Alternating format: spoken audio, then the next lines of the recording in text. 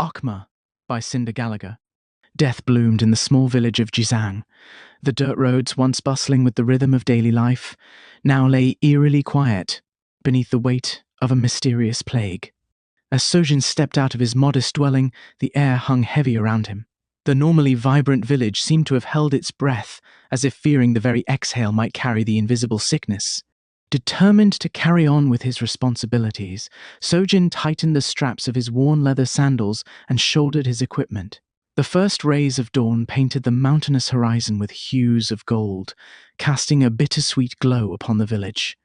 With each step, Sojin's eyes scanned the hushed streets, encountering faces etched with worry and whispers of the unspoken dread.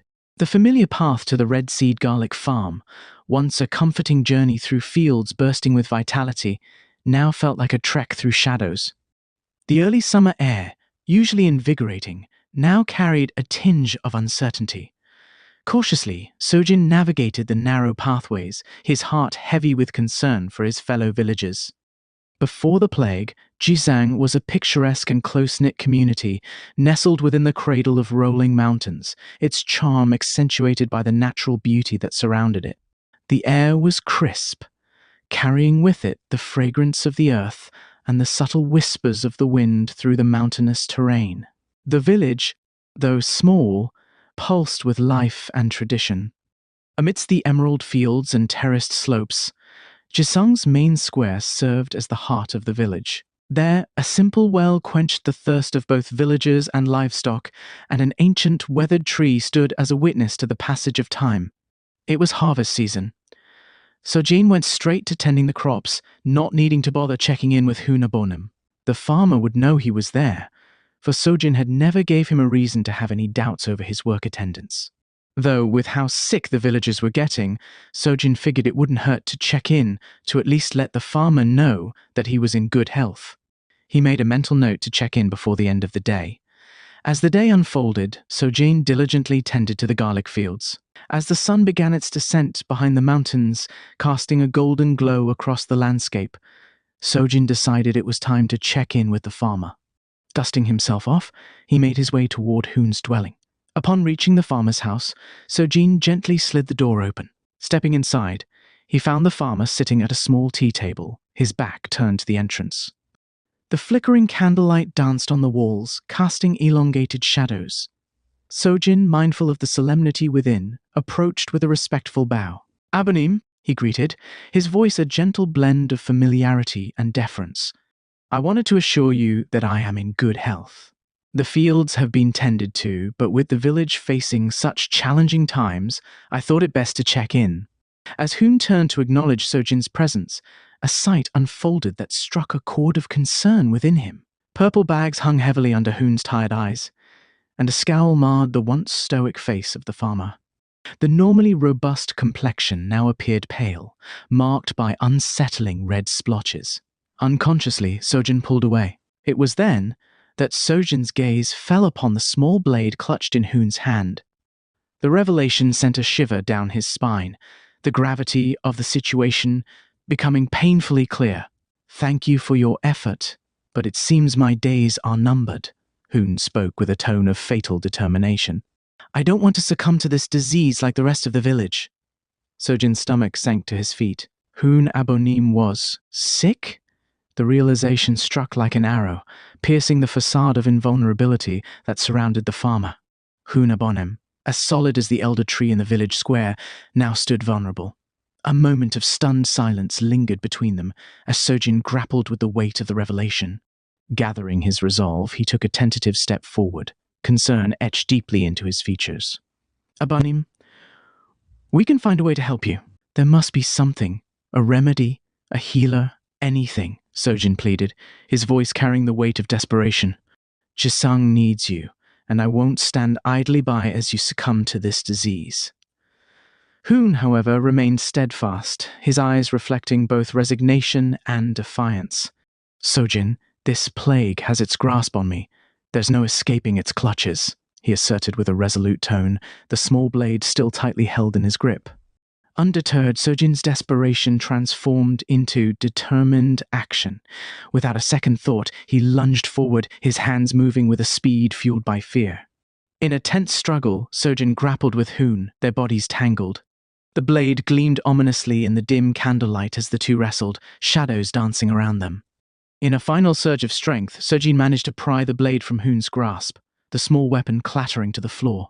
Hoon, now disarmed, looked up at Sojin with a mix of surprise and resignation. The room now held a fragile glimmer of hope as Sojin, breathless and determined, stood before the ailing man. "Please forgive me, but I can't let you just give up like that," Sojin said breathlessly. "You'll let me tend to you." It took several attempts to coax Hoon into cooperation, but eventually, Sojin's persistence prevailed. Surprisingly, it proved easy to overpower the sickly farmer, even though Hoon had once been formidable in health. Now, the farmer lay prone in bed, relinquishing control to the young man. Sojin, resourceful and filled with a sense of urgency, utilized medicinal herbs found around the house to craft potent tinctures. He placed a damp cloth on Hoon's fevered forehead and meticulously washed the farmer's feet, harboring the hope that it might purge toxins from his body. Despite Sojin's efforts, Hoon's skin remained hot to the touch, and his eyes were obscured by a glassy, distant gaze. "It's futile, boy," Hoon muttered, his voice coarse and frail. "I'm just a husk of the man I was before." "Please don't," Sojin pleaded earnestly. "If anyone can conquer this disease, I believe it's you." Fearful of what the night might bring, Sojin kept a vigilant watch over Hoon, his senses heightened. When Hoon closed his eyes and began to snore, Sojin found solace in a moment of quietude, turning to prayer with an urgent plea to any deity that might be listening. "Please," he begged, "let me save my mentor." Startled awake with a jolt, Sojin realized he had succumbed to sleep while slouched against the wall. He cursed his momentary lapse but was relieved to find Hoon still lying in the same position. However, the farmer's breathing now came in ragged gasps. Rushing to Hoon's side, Sojin instinctively reached out, placing 2 fingers on the farmer's neck to check his pulse. But then, something odd happened. Suddenly, a soft warmth emanated from Sojin's touch, casting a gentle glow in the dimly lit room. Hoon's weakened frame gradually relaxed, the lines of pain on his face easing, and the once feeble breaths steadying, vitality returning. In shock, Sojin jerked away, only for Hoon to open his eyes, fixing a gaze upon the young man. "Abonim?" Sojin asked, his uncertainty palpable. What did you do, boy?" Hoon asked, his eyes widening as he sat up. "My fever has broken." "I don't know," Sojin admitted, looking at his own hands in bewilderment. "Maybe the tinctures finally worked?" Hoon stared at the young man in disbelief. "Sojin, the gods have blessed you." "What?" Sojin stammered. A hearty laugh pierced the air as Hoon clapped Sojin hard on the back. "You heard me, boy. The gods smile upon you. You saved me." Hoon admired himself while flexing his muscles. "I feel even better than before." As the realization settled that Hoon was indeed on the path to recovery, Sojin gathered the courage to ask for a much-needed day off. Hoon readily granted his request. "Take all the time you need, my boy. Your dedication has not gone unnoticed, and your well-being is just as important." With a grateful nod, Sojin left the farmer's dwelling, the weight of responsibility momentarily lifted. The village, bathed in the warm hues of the rising sun, held a tranquil charm that contrasted with the tumultuous events of the last 12 hours. Sojin made his way home, his tired steps guiding him through familiar dirt pathways. In the midst of his contemplation, something in the distance caught Sojin's attention, an icy blue horse standing majestically. Its coat shimmered like frost-kissed steel with encrusted crystals. Sojin couldn't help but lock eyes with the ethereal creature. The horse's gaze held a depth that stirred something within Sojin, a silent understanding that transcended boundaries. Yet, just as quickly as the mystical horse appeared, it turned with grace and galloped away, disappearing into the forest. Sojin stared until his eyes burned. "I think I need to sleep." Sojin continued to make his way home on unsteady feet, and perhaps to consult the elders. It was cold the day Jisoo didn't show up to their hideout in the caverns. Sojin waited for hours before making his way back home. Nobody knew what the plague was then. Jisoo didn't make it through that long winter. Sojin prayed relentlessly to save him. That was 2 years ago. Sojin lived alone for the most part, but sometimes saw his mother when she wasn't working. She was already gone for the day, so after a long nap, Sojin packed a satchel and headed out again. He needed to see Elder Kyung-soo. If anyone had answers, it would be him. The temple was just north of the village's square, right next to the giant elder tree. It was a 40-minute walk for Sojin, and he was thankful to gather his thoughts in the fresh summer air. Some people fanned their loved ones on open porches, their faces glazed over and patchy like Hoon's was the night before. For a second, Sojin had the urge to touch a plagued citizen as he walked by, but vehemently scolded himself instead. The weathered temple was surrounded by moss-covered stones and long lanterns. Wooden beams, adorned with age-darkened carvings, supported the gracefully sloping roof that seemed to embrace the heavens. Sojin took a tentative step inside. Ancient prayer mats lined the aged floor, worn by generations of faithful souls.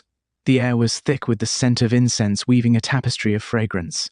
Wooden statues of ancestral deities stood sentinel, their eyes reflecting wisdom. The temple's heart was a sacred altar adorned with offerings, delicate flowers, handwritten scrolls, and tokens of gratitude.